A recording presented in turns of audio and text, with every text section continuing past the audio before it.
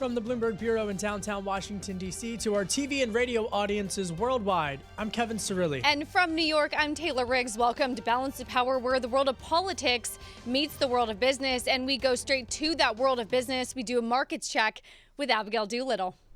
Well, Taylor, a bit of a risk-on day here on this Wednesday, recovery from yesterday's bearish reversal because, of course, yesterday's stocks hit all-time highs in the morning and then closed down ever so slightly. Today, we've had gains right out of the start. Not huge gains. The S&P 500 and the NASDAQ up about 0.3%. Importantly, we do have the small cap index, the Russell 2000, rallying today. Its first up day in 4. And, I think that all of this has to do with seasonal tailwinds. This, of course, is the Santa Claus rally time period. So we have the S&P 500 up over that time period. Worth noting, though, that the volumes are anemic, 35% below normal. So this is pretty typical to a holiday week. So barring any big headlines to the upside or the downside, it seems that the bulls are very much in cruise control here. All right. Our thanks to Bloomberg's Abigail Doolittle for that update. And now let's pivot back to Washington, D.C., where Senate Majority Leader Mitch McConnell blocked an attempt by Democrats to increase direct stimulus payments to $2,000 for Americans. The House bill is the only way to deliver these stimulus checks before the end of session. Will Senate Republicans fight for a vote on the House-passed Cash Act, or will they look some other way? Is there objection to the modification? Object. Objection is heard. For the next steps in Congress, we're joined now by Bloomberg's Laura Davison. Laura, is Senate Majority Leader Mitch McConnell considering bringing a piece of legislation to the floor that would juxtapose the $2,000 stimulus checks with the Section 232 issue that President Trump has raised concerns about? Yeah, so he has drafted a bill that would have would remove those liability, those Section 230 protections for tech companies, as well as combine the plus up to $2,000 checks, as well as establish a panel to look into voter fraud. He hasn't said yet exactly what he'll do with that, but if he were to bring it to the floor, it is very likely that would fail. There is something in that bill for basically every senator to hate. So it's one of those things that he could kind of appease the president by doing it, but it's unlikely to have any sort of longer legislative purpose here. Laura, what then the next steps? Do we just assume the 600 goes through, we're ignoring the 2,000, and we await the new administration for additional fiscal stimulus? That's the most likely scenario. The IRS has already started sending out those $600 payments. The first one started showing up at bank accounts last night. They're mailing out a bunch of paper checks today. The agency said that they are prepared if Congress were for whatever reason to increase that amount. They'll send out a second follow-up payment with whatever the difference is.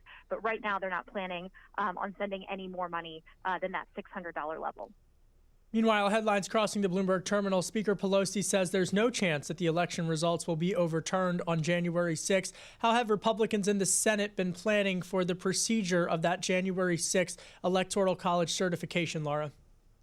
Well, McConnell was hoping that there would be no senators that would object. But today we heard Josh Hawley, a Republican from Missouri, said that he would go ahead and raise objections. There's several members of the House who said they will do the same. And this will kick off a debate period, and then each chamber will basically have to vote whether they agree with the Electoral College outcome or dispute it. This gets to be quite a predicament for Republicans because McConnell had wanted to keep this down. He didn't want to have Republicans sort of siding with him versus siding with the president.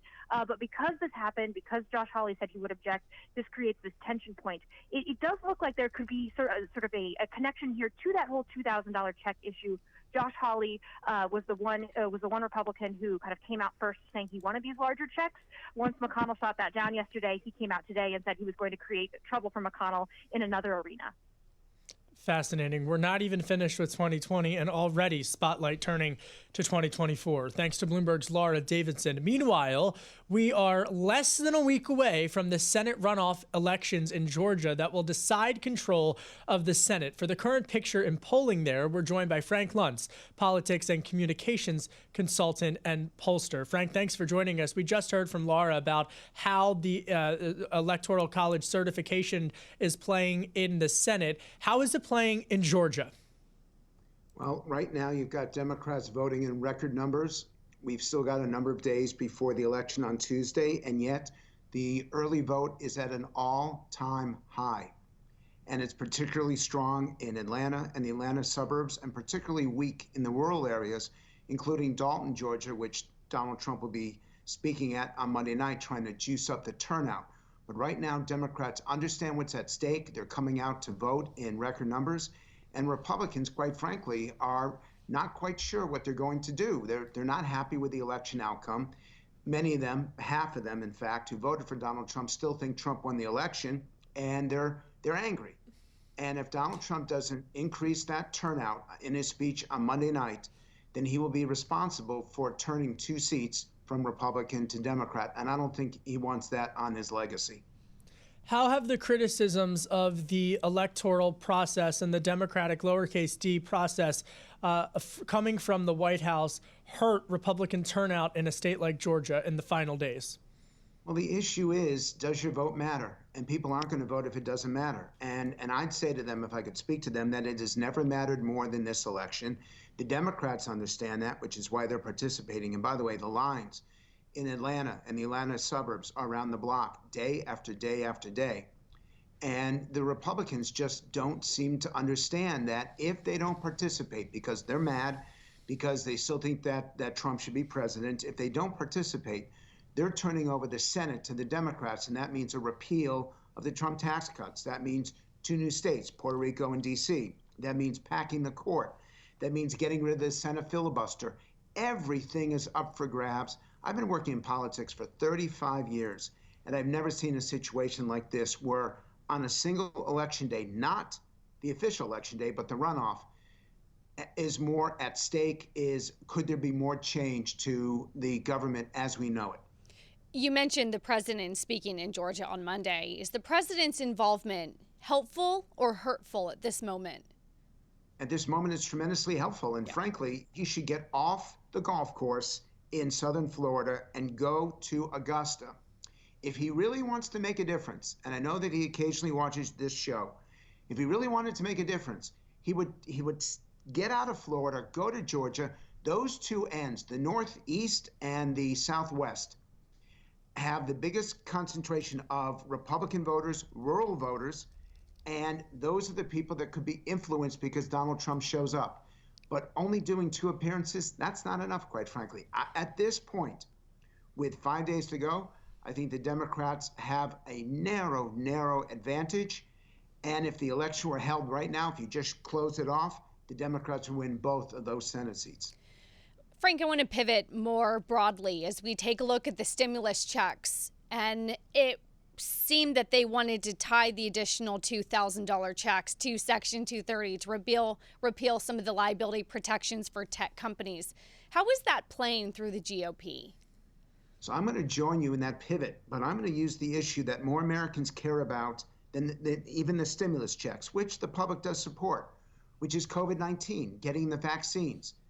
And this is the single greatest problem with the Republicans right now, is that they seem to either be focused on Donald Trump's election or on Georgia, and they're not focused on the number one issue facing Americans today.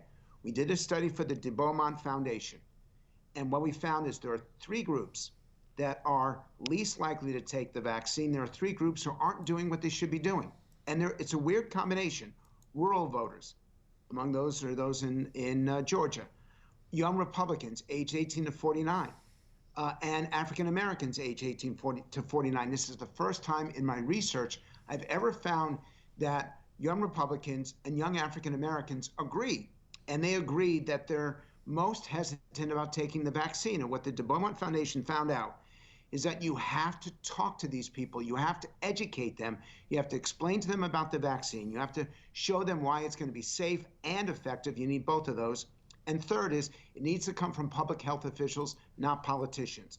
I know that's not the pivot that you asked for, but that is the number one issue. It's going to affect the markets. It's going to affect the economy. And that's what the public is asking for right now. But see, this is fascinating, and it's so spot on, because how do you do that? And by the way, folks, Frank Luntz I've sat in and watched the maestro at work as he's conducted these focus groups. How do you do that in terms of creating a conversation, the parameters of a conversation that foster trust amongst those demographics that you just alluded to, when you've got QAnon peddling conspiracy theories and lawmakers pushing such conspiracy theories that have divided this country in every which way?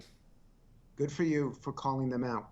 And in fact, you do it, again, three ways. Number one is you do what I just did right here, which is you insist on talking about the issue, even if that's not the focus, and you talk about real research. For your viewers, if they want to get the full data behind this, go to the de Beaumont Foundation website. They've got it. Number two is that you have to use different language. If I'm in a black church, I'm going to speak differently. I'm going to talk about the health and safety of your family, because that matters more to the young African-American community than anything else. If I'm talking to young Republicans, I'm going to talk about the economy, about getting back to normal, about reopening business again, because that matters more. So I've got to focus the message. And third, it's to recognize the concern of the average individual that take the vaccine. They know they should behave properly, but they're still nervous about it. Acknowledge the concern, address it with how the vaccine was developed, and then make it available to them. What role does the C-suite play in fostering some of this significant structural change in the dialogue that needs to come forth? Well, again, good for you, because we can't ignore the business community. The fact is, business people have more credibility among young Republicans and rural voters than politicians. And in the African-American community, it's the religious community that speaks to them. So whether it's being delivered to you from the office, from the pulpit, or from the podium, we have to use all three of those methods to reach people, because, look, people are dying. 3,000 people a day are still dying. And we had our worst December, our worst month in the history of COVID. So not only have we not turned the corner, it's getting worse and worse. And by having conversations like this, and by challenging the business community to stand up and speak out, because your employees will listen to you, they'll be guided by you. You got to say something. Well, we appreciate you saying something here on this program and for your time. As always, thank you, Pollster Frank Luntz. And in programming, Bloomberg TV and radio will have special coverage of the Georgia runoff elections. It is all happening sooner than you think. It is Tuesday, January 5th, starting 7 p.m. Eastern. And British regulators giving the green light for the AstraZeneca and the Oxford University vaccine. We discuss the way forward, and we do that with the UK Minister for Vaccine Deployment. All of that next. This is Balance of Power on Bloomberg TV and radio.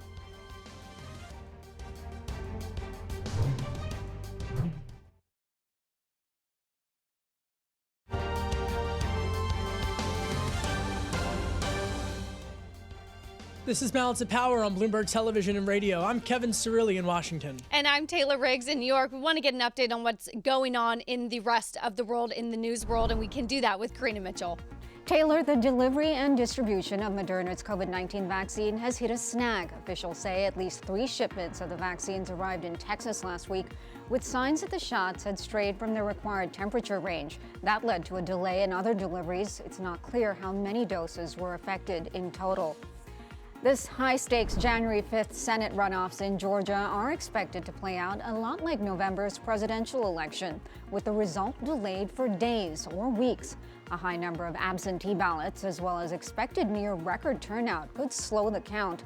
That means control of the U.S. Senate could be in doubt well into next month.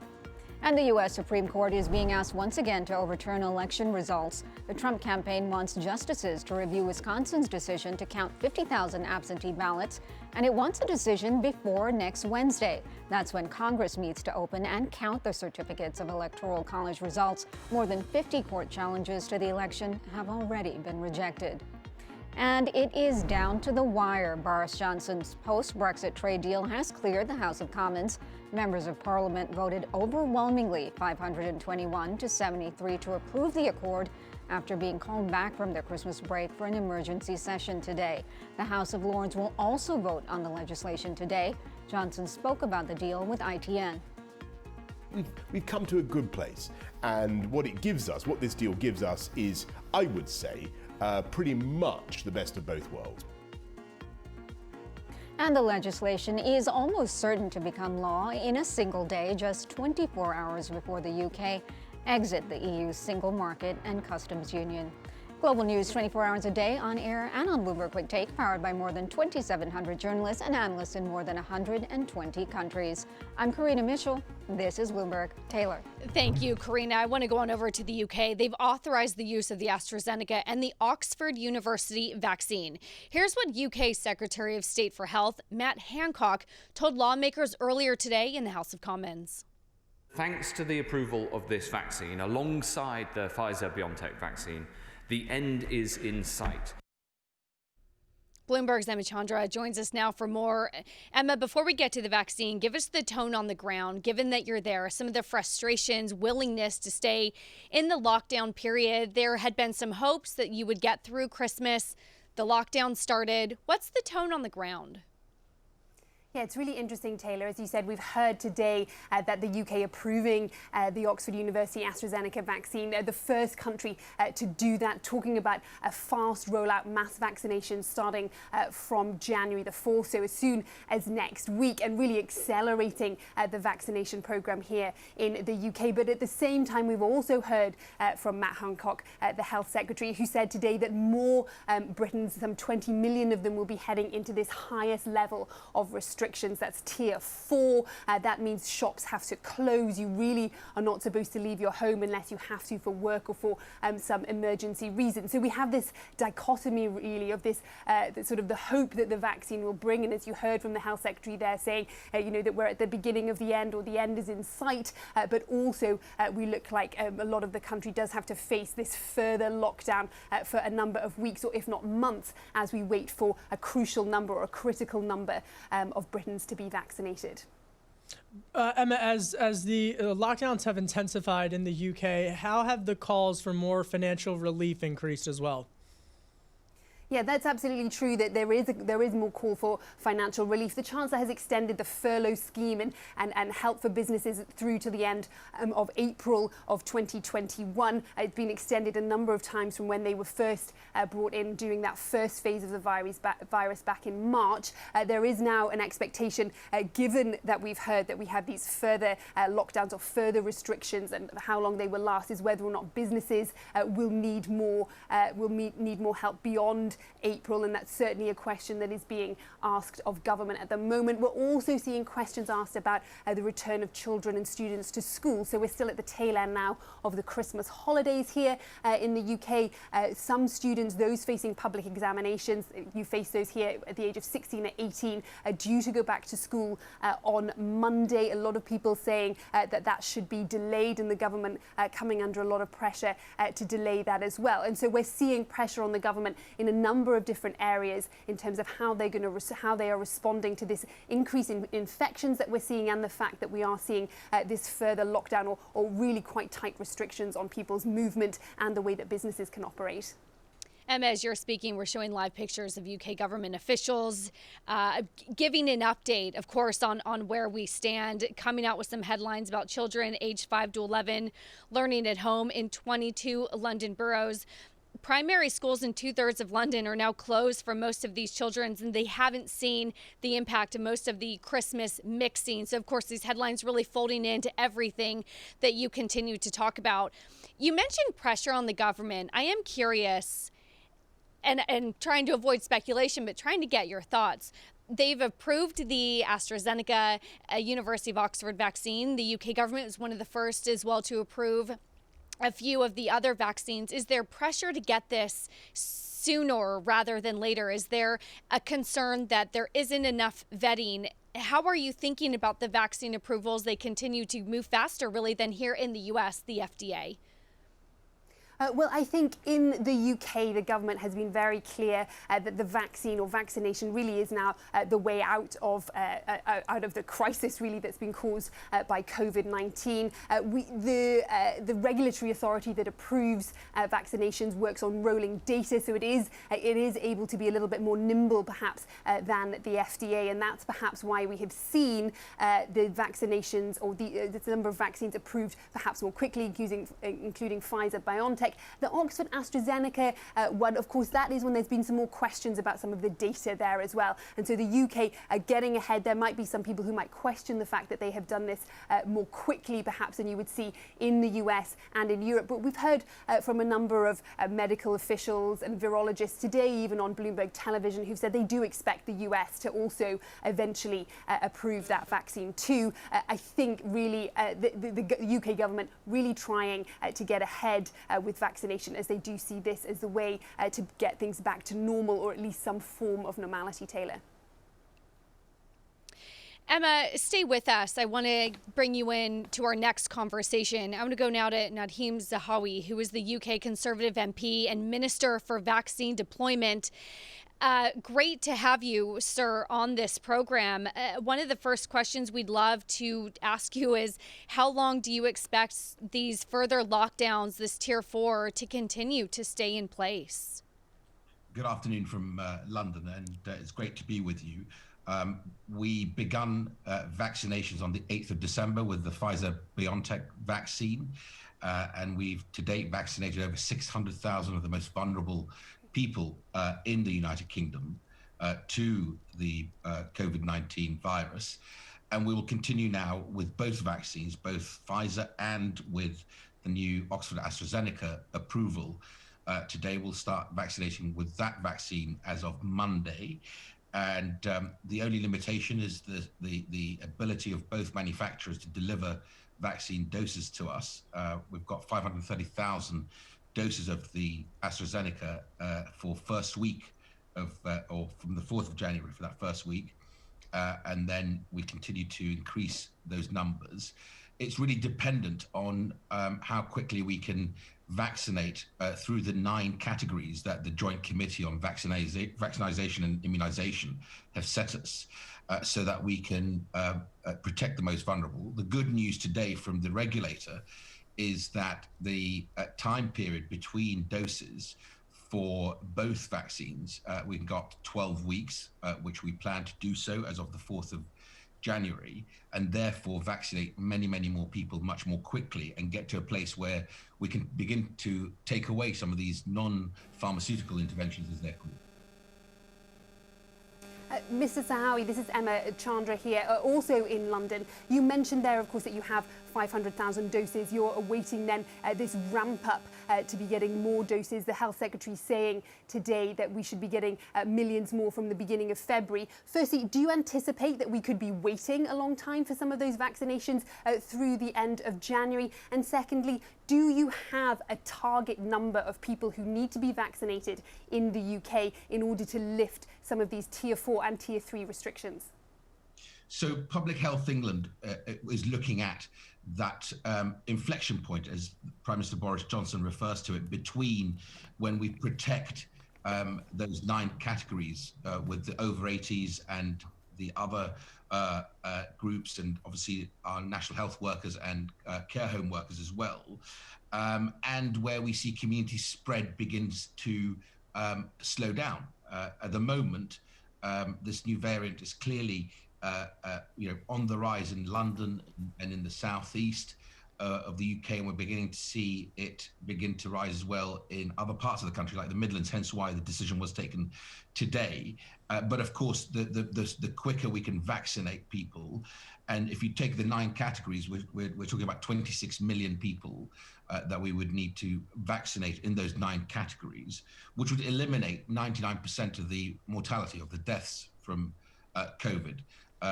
So, excuse me for interrupting you. When do you expect to get to that 26 million? When can we expect you get to that key number of 26 million people vaccinated?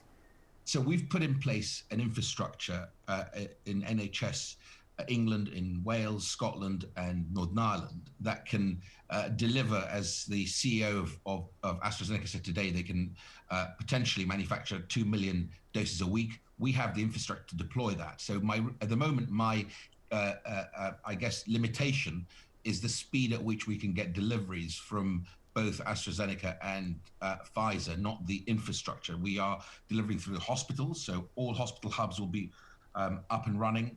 We will have which we already do, the GPs. This is the primary care networks in the UK. Of course, we're going to go into the vaccination centres, which we are launching as well, and pharmacies, both the community pharmacies and the independent sector. So we have a massive infrastructure in place that can deliver that 2 million doses a week and more.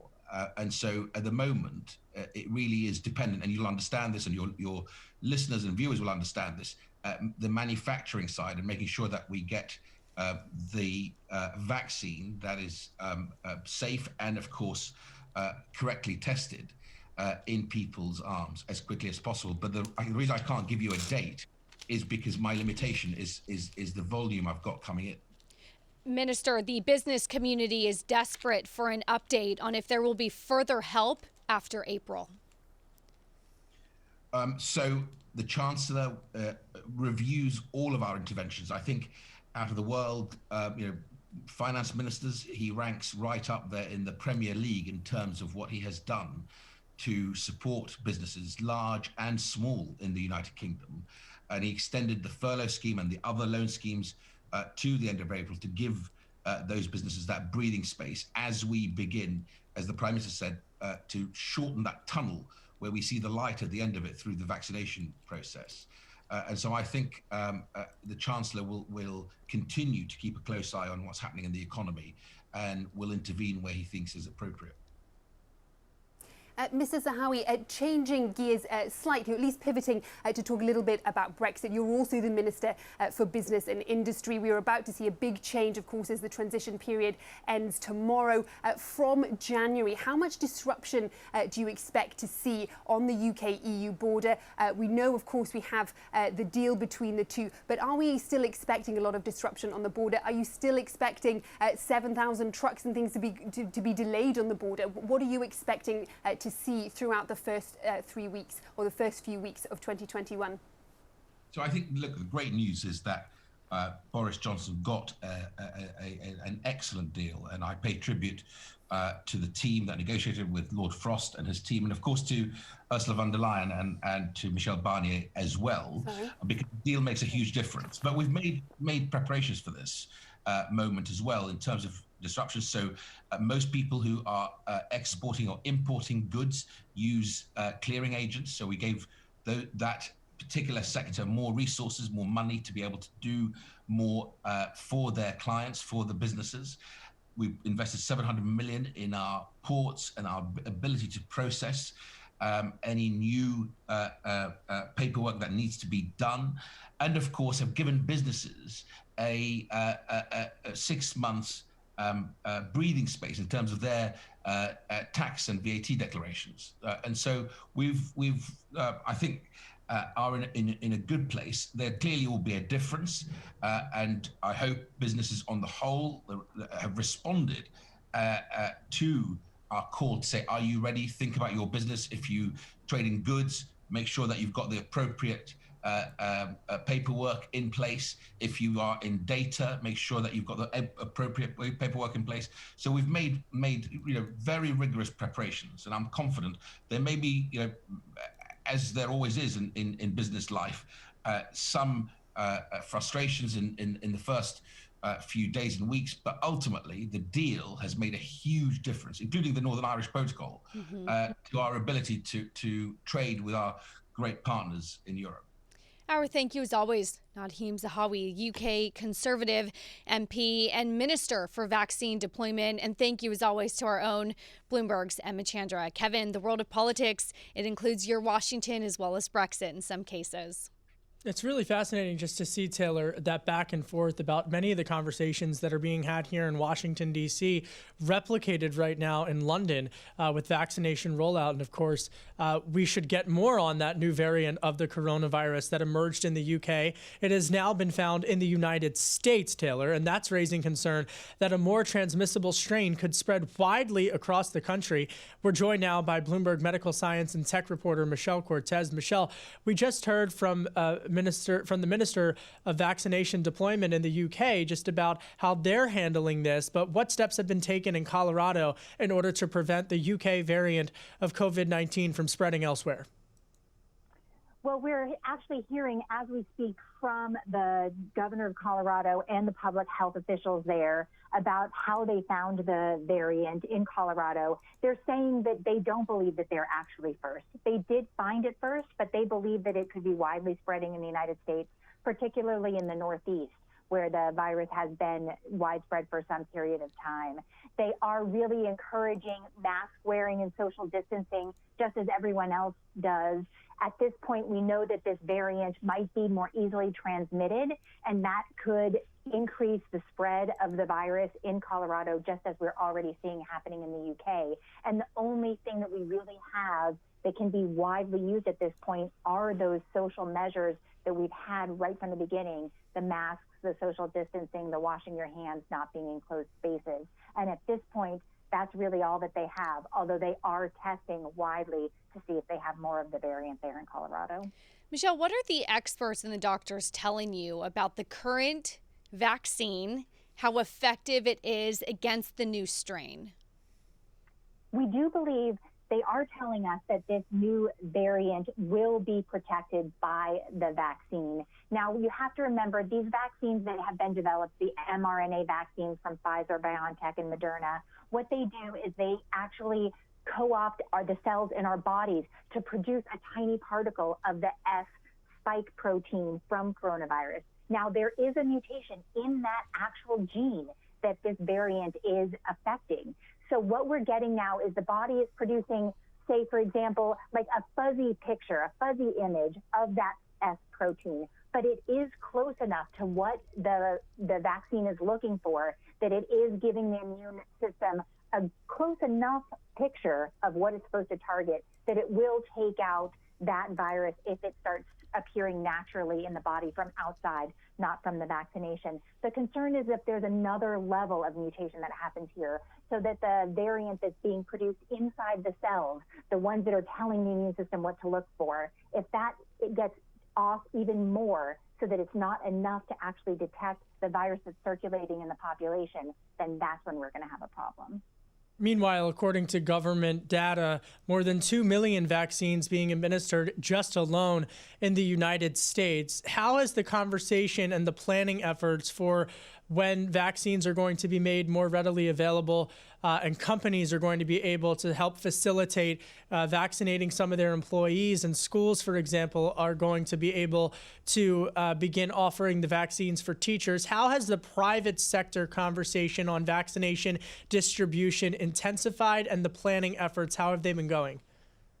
Well, there is starting to be some conversations around that, but at this point, the struggle that we're having is exactly what you're talking about now. We are focusing very intently on nursing homes, medical professionals, high-risk elderly, and that type of people. And this broader swath of the population is not yet being brought into the conversation. And that is where we're seeing some of that. We do have a lot of vaccine in many states now, and the struggle has been getting that vaccine into the arms of people who need the vaccine. Now, the problem is that when we only still have a limited number of doses, we don't want to be giving it to lower risk people.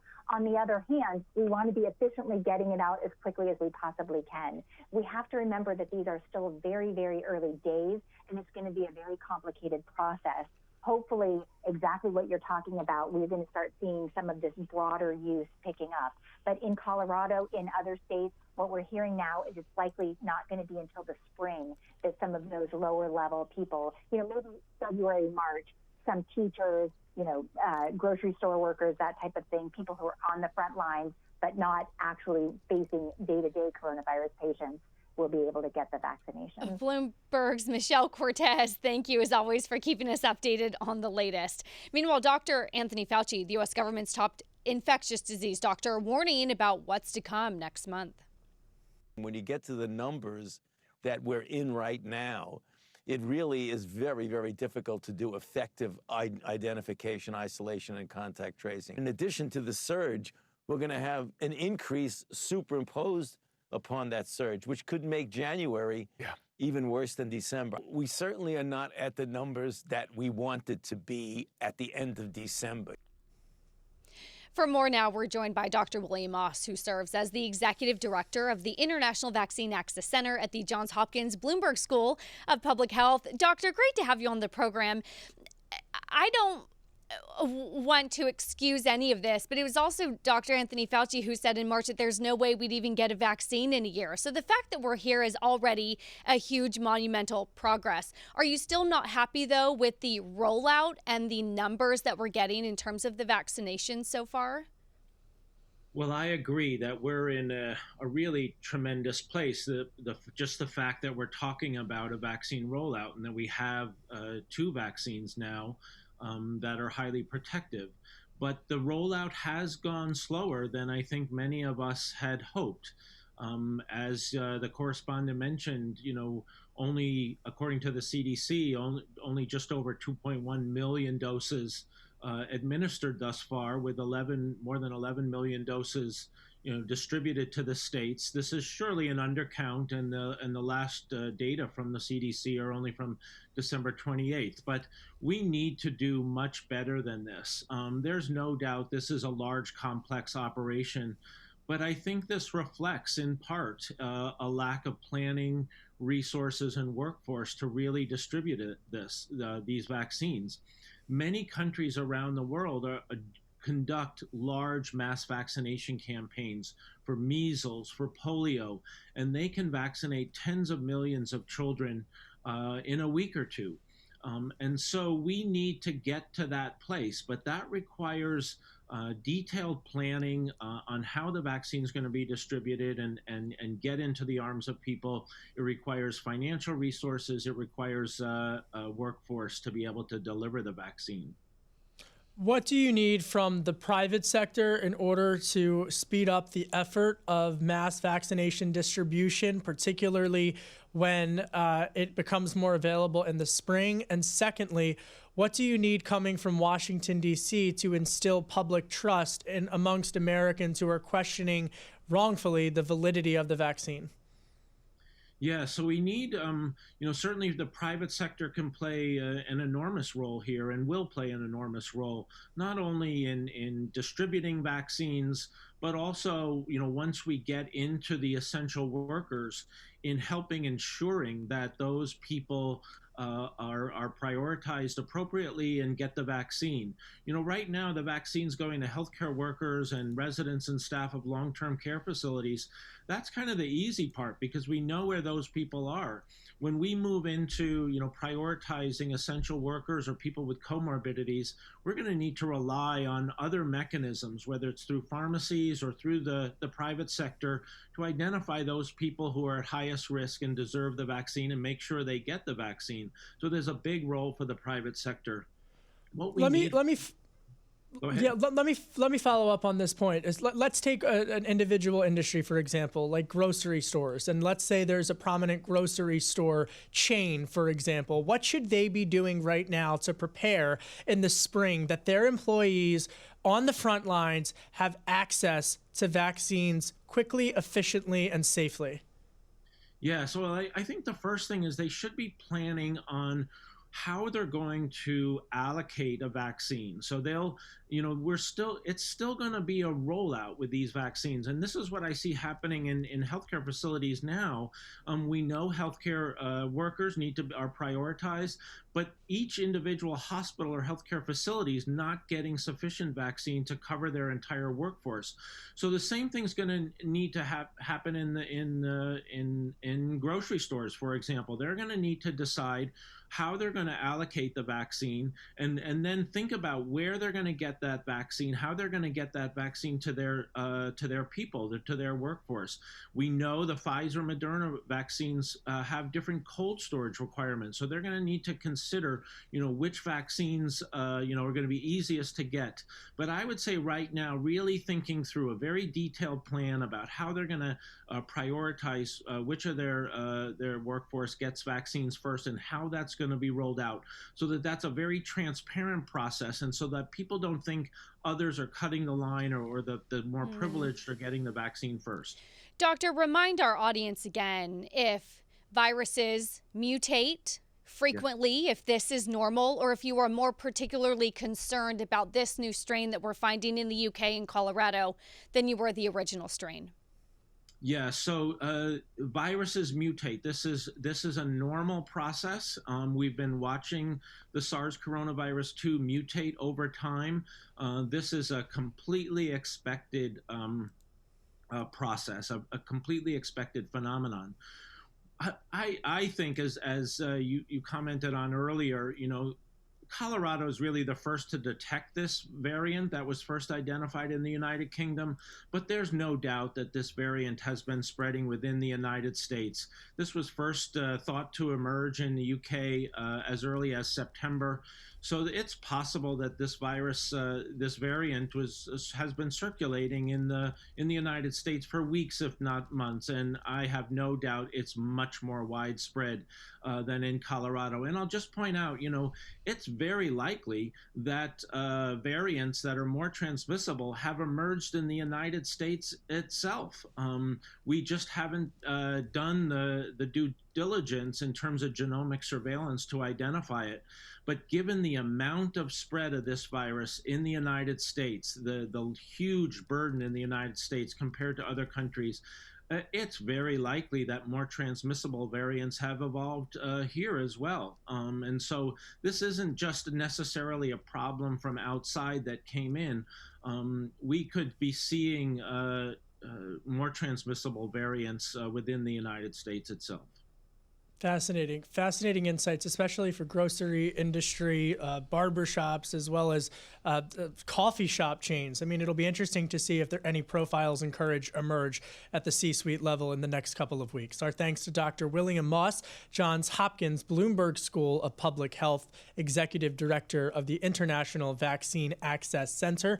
That school is, of course, supported by Michael R. Bloomberg, founder of Bloomberg LP, the parent company of this network. And coming up, a deal 7 years in the making, the EU and China striking a long-sought investment pact, why the deepening ties could irk the incoming Biden administration. We discuss next. This is Balance of Power on Bloomberg TV and radio.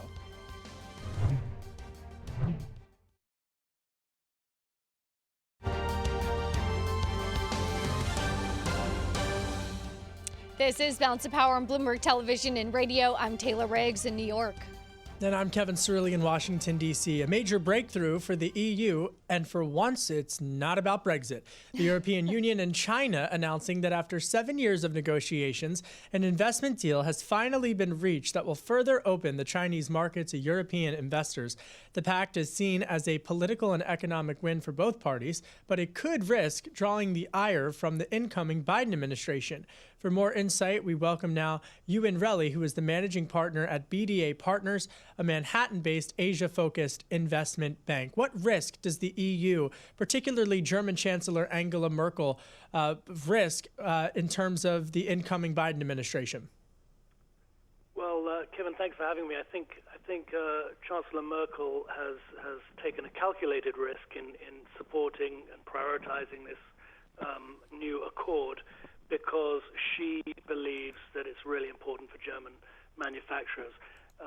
The question is whether she should be prioritizing making nice to the Biden administration instead, or whether potentially she can, the EU as a whole can make some progress in persuading China to behave better going forward. I love that you brought up the three sort of world powers at this moment, EU, China, the US. I am curious about the approach that Biden wants to take with China, engaging in more of a multilateral approach as it comes to trade, as it comes to putting pressure on them, versus more of this unilateral approach that we've seen in the last 4 years. How does that look going differently when it comes to trade, when it comes to some of the policy initiatives? I think we should see the Biden approach, and obviously Tony Blinken is a former Obama official. We should really see this as a continuation of an Obama multilateral policy. You're absolutely right, diametrically the opposite of the Trump approach.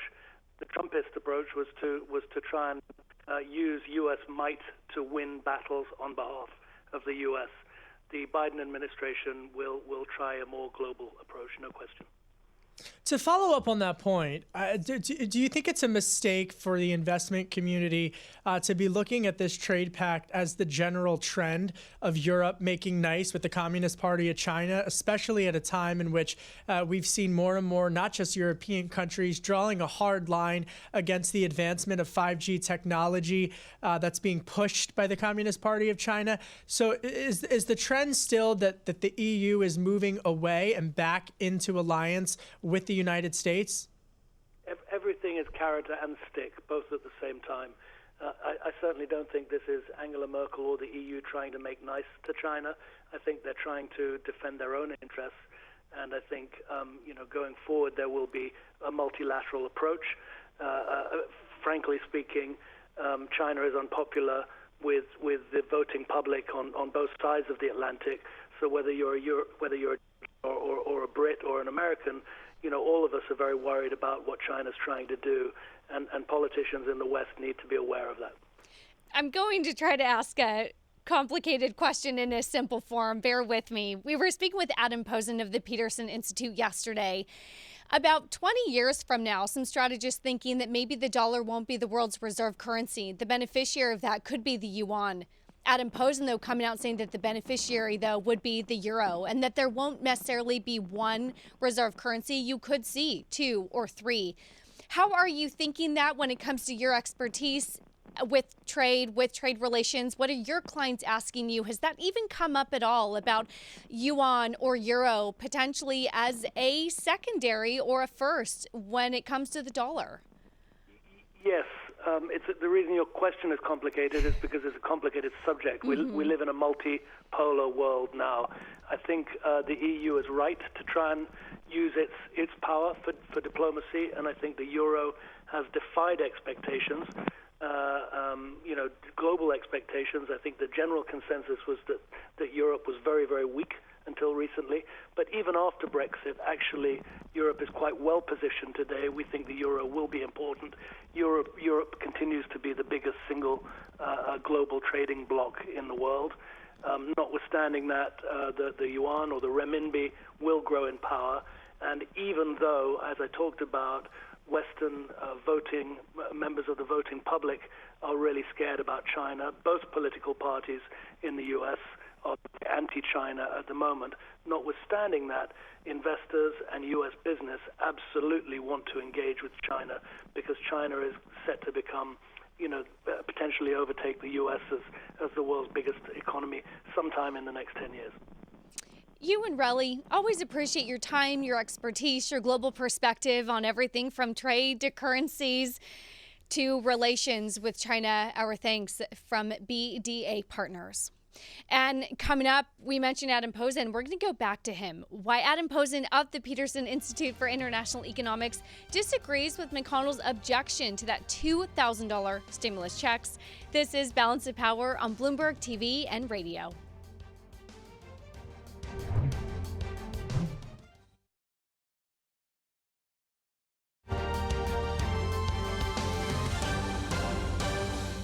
This is Balance of Power on Bloomberg Television and Radio. I'm Taylor Riggs in New York.